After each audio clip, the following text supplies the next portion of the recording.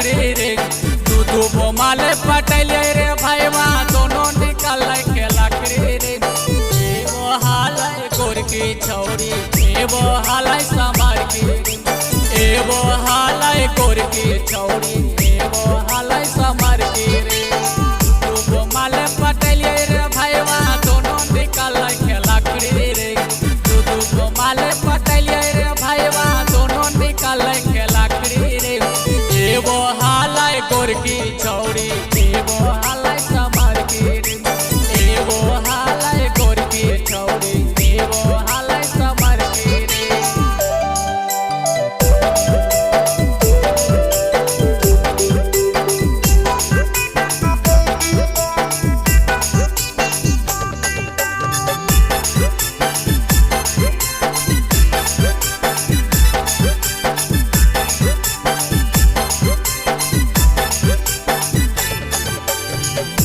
की तो माजा दिल कई राहर में बोला के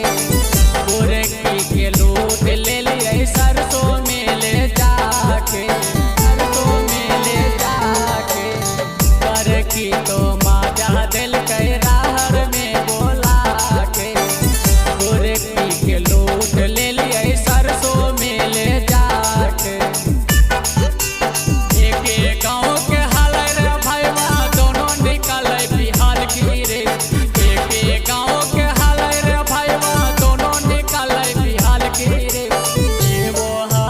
गोरकी छौरी एगो हालै समार की रे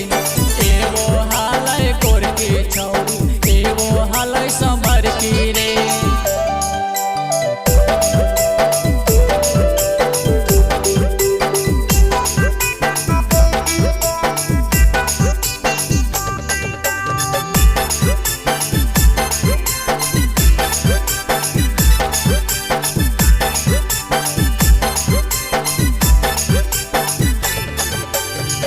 गिरिया में आके कहे छोड़ी राइटर मनीष जी गुरु रोशनी लागे जोगावल है धार जी गिरिया में आके कहे छोड़ी राइटर मनीष जी गुरु रोशनी लागे जोगावल है धार जी एगो के नामे आने जलिया रे भाईवा एगो के नामे पायलिया रे एगो के नामे आने जलिया रे भाईवा एगो के नामे पायलिया रे एगो हालै गोरकी छौरी एगो हालै समार की रे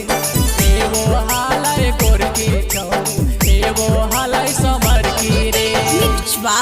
शिवम पूजा।